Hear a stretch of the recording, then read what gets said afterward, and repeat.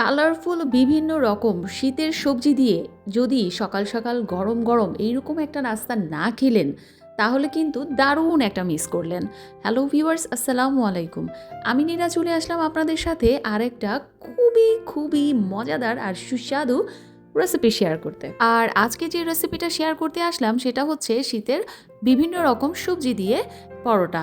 এটার একটা সুবিধা হচ্ছে যে পুষ্টিগুণে ভরপুর, বাচ্চা থেকে শুরু করে বড় সবাই অনায়াসেই খেতে পারবে এবং যেসব বাচ্চারা সবজি খেতে চায় না তাদেরকেও কিন্তু এইভাবে পরোটা বানিয়ে দিলে সকালে বা বিকেলের নাস্তায় তারা খুব সহজেই খেয়ে নিতে পারবে। এটা এতটাই ইয়াম্মি।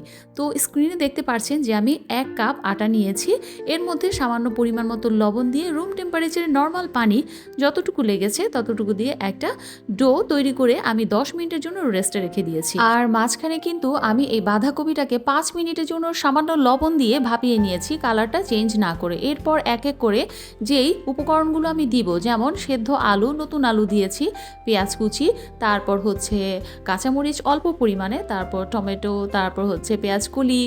আপনাদের বাসায় আশেপাশে যত রকমের সবজি চোখের সামনে পড়বে একদম আর কোনো দেরি না করে খুব মিহি কুচি করে ওগুলো একসাথে মিশিয়ে নেবেন। আমি ধনিয়া পাতা, লবণ, তারপর মশলার মধ্যে অ্যাড করেছি শুধু চটপটির যে মশলাটা সেটাই অ্যাড করার চেষ্টা করবেন, কারণ এই যে চটপটির মশলাটা দিলেই কিন্তু এই পরোটাটার ফ্লেভারটা অন্যরকম হয় আর সবজির যেই একটা টেস্ট সেটাও কিন্তু খুব সুন্দরভাবে ব্যালেন্স হয়ে যায়।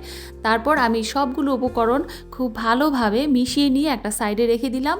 এখন সেই ডো দিয়ে আমি 2টা লেচি কেটে 2টা পাতলা করে বড় করে রুটি আমি বেলে নিয়েছি। যাক, আলহামদুলিল্লাহ, এইবারের রুটিগুলো কিন্তু আমার বেশি তেরা বেঁকা হয়নি আর মান সম্মান কিছুটা হলেও আছে, তাই না? এখন এই রুটির মধ্যে আমি যে মিশ্রণটা তৈরি করেছিলাম সবজির আর ডিমের, সেটা সুন্দর করে একটু পুরো করে আমি স্প্রেড করে দিব, এই তো। আর দেখতে পাচ্ছেন যে সাইডের যে বর্ডারটা আমি একটু দাগ কেটে রেখেছি সেই অনুযায়ী আমি রুটিটাকে সিল করার পর গোল করে কেটে নিব। আচ্ছা, আমি এখানে কিন্তু একটু ভুল করে ফেলেছি, নিচের রুটির মধ্যে কিন্তু আগেই আমার পানি দিয়ে এভাবে লাগিয়ে নেওয়ার দরকার ছিল, উপরে রুটিটা দেওয়ার পর মনে পড়লো।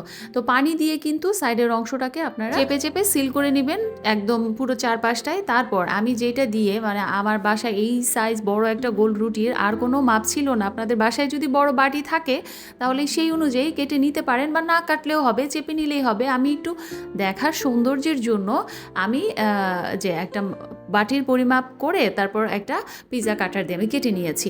এরপর কিন্তু দেখতে ভালোই লাগছিল। যাই হোক, ফ্রাই প্যানে এদিকে আমি পরোটা যেভাবে আমরা বানাই তার থেকে সামান্য একটু বেশি তেল দিয়ে আমি আস্তে করে খুব সাবধানে আমার সবজি পরোটাটাকে ফ্রাই প্যানে সেট করে দিলাম। দেখতেই পাচ্ছেন যে এটা এখন কিন্তু ভালো দেখাচ্ছে। আমি যদি সাইডের এই অংশটা রেখে দিতাম তাহলে কিন্তু আমার এই ফ্রাই প্যানে জায়গাই নিত না, তাই আমি কেটে নিয়েছি। আপনারা যদি খোলা তাওয়ায় করেন তাহলে কিন্তু সাইডের অংশটা না কেটে নিলেও হবে।